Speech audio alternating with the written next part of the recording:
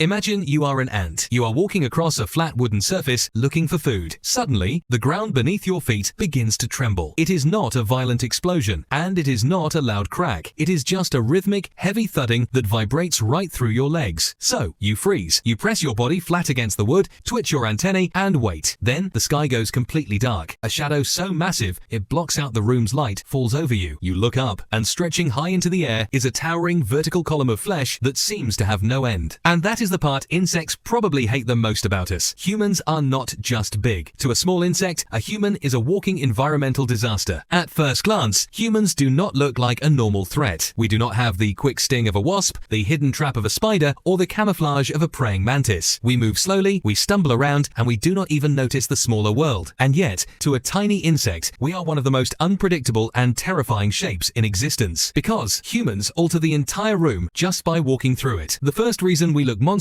is our sheer physical scale. Most insects live their lives completely down in the grass, under the dirt, or along the edges of baseboards. Their world is horizontal, measured in inches and shadows. Then, here comes a human, a giant, two-legged structure that stands feet above the ground. When a human takes a single step near a patch of grass, their foot doesn't just land, it crushes an entire landscape. A single human boot coming down drops like a meteor. It flattens the dirt, snaps twigs like logs, and creates a sudden, violent rush of wind that sucks nearby insects into the air currents. You do not just see a human coming, you feel the atmospheric pressure change around you. But our size is only the first problem. The second reason insects fear us is our invisible chemical footprint. Insects read the world through smell, moisture, and temperature, and humans are basically giant walking heat engines. Our skin constantly radiates a heavy hot mist of sweat, oils, and body heat. To a beetle or a fly, standing near a human skin surface feels like standing next to a boiling radiator. Worse than the heat is our breath. Every time a human exhales, a massive, suffocating wave of carbon dioxide floods the immediate area. To a tiny creature, that gas cloud is overwhelming. It fills their sensory receptors, blinds their ability to smell anything else, and acts as a giant warning signal that a breathing mountain is sitting right above them. But humans have a third, even weirder trait that makes us feel completely unnatural to an insect: our slow motion. This is where the biology gets strange. Because insects are tiny, their brains process visual information much faster than ours. They see the world in ultra-slow motion. When you see a fly on a table and swing your hand down as fast as you can to swat it, you think you are moving like lightning. But to the fly, your hand looks like a giant clumsy wall slowly drifting down from the ceiling. They can see every single millimeter of your movement. They have plenty of time to look at it, turn around, and prepare to jump. But even with that superpower, escaping a human is a massive gamble. Because your hand is so enormous, it pushes a heavy cushion of air right in front of it as it moves. Before your hand even touches the table, that wall of compressed air slams into the insect first. It pins their wings down, traps them against the surface, and knocks them off balance.